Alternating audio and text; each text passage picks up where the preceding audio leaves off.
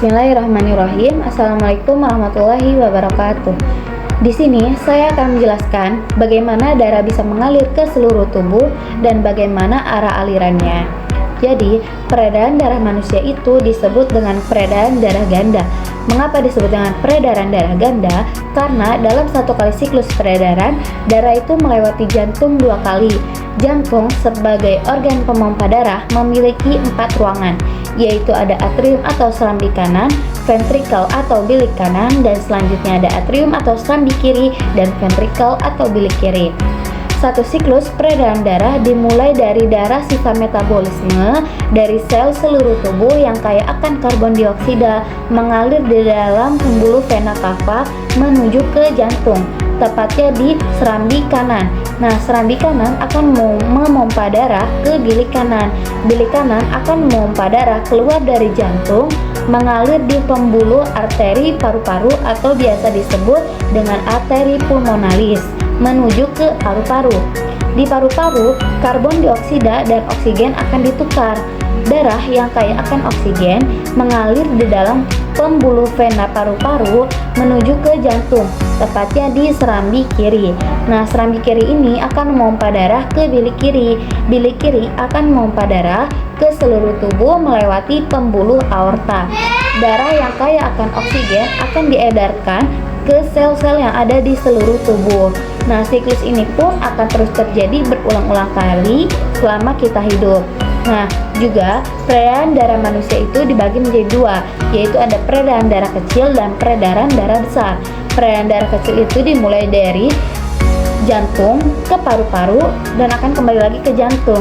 Sedangkan peredaran darah besar itu dimulai dari jantung ke seluruh tubuh dan akan kembali lagi ke jantung. Baik, mungkin itu yang dapat saya sampaikan. Kurang lebihnya mohon maaf. Wassalamualaikum warahmatullahi wabarakatuh. Perkenalkan, nama saya Salzabil Al-Jahra. Saya di sini akan menjelaskan cara kerja jantung. Cara kerja jantung dalam memompa darah melibatkan 4 ruang di dalamnya, yaitu atrium kanan, atrium kiri, ventrikel kanan, dan ventrikel kiri. Keempatnya memiliki peran masing-masing untuk memompa darah ke seluruh tubuh. Serambi kanan bertugas menerima darah yang mengandung sedikit oksigen atau darah kotor yang berkaitan dengan karbon dioksida dari tubuh.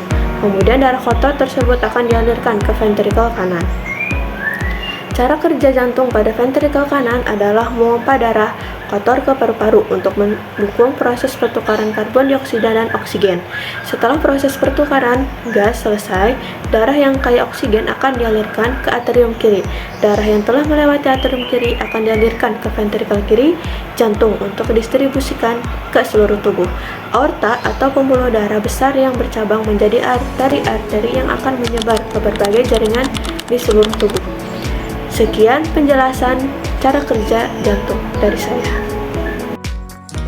Saya Naila Salsabila. Di sini saya akan menjelaskan 3 pembuluh darah dalam tubuh manusia. Yang pertama, arteri. Yang kedua, vena. Yang ketiga, kapiler. Ketiganya berfungsi sebagai saluran tempat darah mengalir, namun memiliki peran dan ciri yang berbeda. Yang pertama, arteri. Arteri adalah pembuluh darah yang mengalir keluar dari jantung. Ciri-cirinya dindingnya tebal dan elastis karena menahan tekanan darah yang tinggi.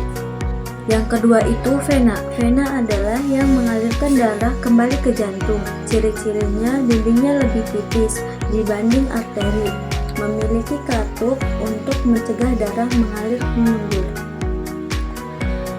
Ketiga, kapiler. Kapiler adalah pembuluh darah paling kecil dan tipis. Fungsinya menjadi pertukaran oksigen, nutrisi, dan sisa metabolisme antara darah dan jaringan tubuh.